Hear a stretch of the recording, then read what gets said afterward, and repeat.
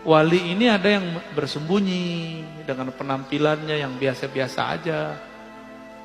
Dan saya sudah sering mengatakan walinya sufi itu soleh-soleh Pak, pakai serban, mungkin pakai kopiah, penampilannya soleh lah. Itu wali sufi. Ada wali namanya wali majzub, kayak Wan Sehan. Jadi Wan Sehan itu bukan sufi, jangan disebut beliau sufi, enggak, dia enggak sufi. Maka tidak ada tarekat sufi yang membuat orang seperti Wan Sehan. Itu namanya wali majzub. Wali yang kolbunya, ruhnya ditarik oleh Allah Subhanahu wa taala dari cinta dunia menjadi hanya cinta kepada Allah. Maka orang cinta kan kasmaran. Orang kasmaran ya seperti orang gila, tapi bukan gila. Yang faham nggak akan nyebut dulu pikiran. Dan harus diluruskan, Wan Sekhon bukan sufi. Bukan wali sufi, tapi dia wali majzub. Jadi kalau ada orang menuduh, ini wali sufi ini gila, dia nggak ngerti sufi itu apa. Wali sufi itu kayak Abah Anom, Tajul Arifin, ya.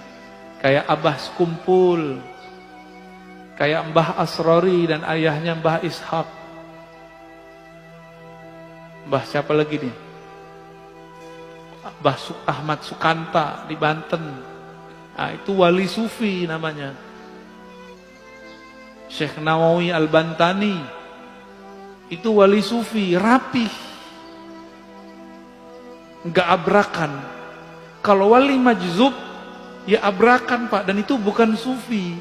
Tidak bisa ngangkat murid, cuma bisa ada orang khidmah kepada dia, dia dapat berkah, tapi itu bukan kurikulum tasawuf. Buka kitab ini nggak ketemu namanya wali majzub bisa dijadiin guru, nggak ada. Jadi seperti Wan Sekhon itu tidaklah dapat bisa dijadikan mursyid. Beliau asik dengan mahabbahnya, nggak bisa. Gimana orang mau berguru kepadanya?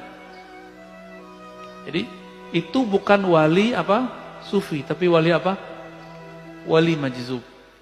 Terus yang ketiga ada wali yang menyembunyikan ma'rifatullah dalam dirinya dengan cara melakukan, menzahirkan hal-hal yang membuat orang mencelaknya, disebut wali malamatiyah.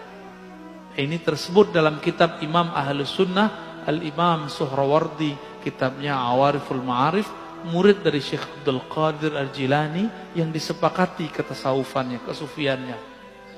Malamatiyah ini kalau dia ketemu dengan orang yang satu channel dengannya, baru dia tunjukkan baju kewaliannya.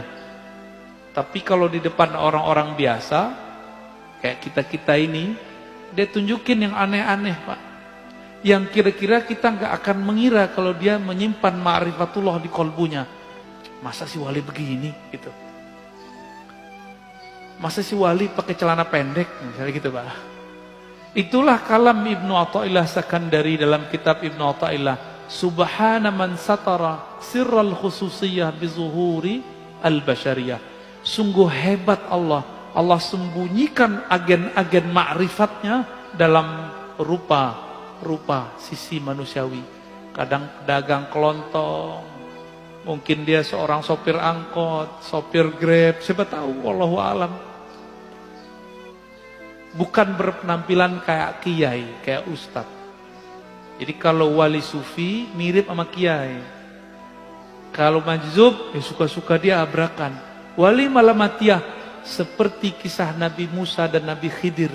Nabi Khidir menunjukkan maksiat Pak di depan Nabi Musa, benar nggak? Maka antum nggak akan kuat ketemu wali malamatiyah, bisa kafir, mending nggak ketemu. Masalahnya di akhir zaman begini, wali-wali ini kan susah diketahui. Dan besar kemungkinan wali al-ghaus di akhir zaman nanti malamatiyah. Nabi Musa aja gagal Pak, tapi dianggap berhasil dengan syafaat dari Allah. 3 kali dia ingkar, bener gak? Nabi Musa bisa ingkar, loh kita siapa? Kita bukan Nabi Musa. Kalau Allah tidak menakdirkan kita bisa terima, tidak membantu rohani kita bisa nggak kenal-kenal tuh sama wali Malamatiyah ini. Wali Malamatiyah ini punya trauma dengan iblis. Iblis itu dulu namanya Azazil. Bertambah ilmu ma'rifatullah karena dia beramal ribuan tahun, bertambah ujub. Dia merasa mendapatkan pengetahuan, bertambah ujubnya, bertambah sombongnya. Supaya tidak terjadi itu, supaya orang tidak mengkultuskan dia, wali Malamatiyah ini menghancurkan karakter-karakter sisi kesolehannya, supaya orang nanti menghujatnya. Di saat ada orang menghujatnya, disitulah dia kemudian tidak ujub. Itu Malamatiyah. Itu bukan sufi loh ya. Jadi yang sufi yang pertama aja. Kecuali si Malamatiyah sudah diperbaiki oleh Allah lahirnya, baru dia nanti persis kayak sufi. Kapan itu kita nggak tahu ya. Dan di akhir kata Imam Zarruq, definisi sufi ini tasawuf itu banyak. Tablugh nahwal alfain. Beda imam, beda pengalaman. Kira-kira ada sekitar 2000 definisi tasawuf. Namun semuanya berpulang kepada satu hal. As-sidqut tawajjuh ilallah. Kesungguhan, kejujuran, kebenaran bertawajuh menghadapkan diri kepada Allah. Jadi itulah awal dari doa iftitah, wajjahtu wajahiyah. Itulah tasawuf. Supaya mencapai wajjahtu bisa jutaan cara. Itulah namanya tarekat sufi. Jadi tarekat sufi itu bagaimana koneksi si hamba saat mengatakan wajjahtu wajahiyah. Tadi waktu baca doa iftitah nyambung nggak kepada Allah? Enggak kan? Karena belum punya torikotnya. Ya, belum punya sidqut tawajuh. Lisannya ngomong, kolbunya nggak ngikut. Yang disebut sidik, lisan mengatakan wajah tuh, kolbunya langsung berkiblat kepada Allah Subhanahu wa ta'ala. Berdasarkan itu, kata beliau, apapun kata orang tentang kezindikan tasawuf itu bersumber dari kebodohan mengenai hakikat tasawuf.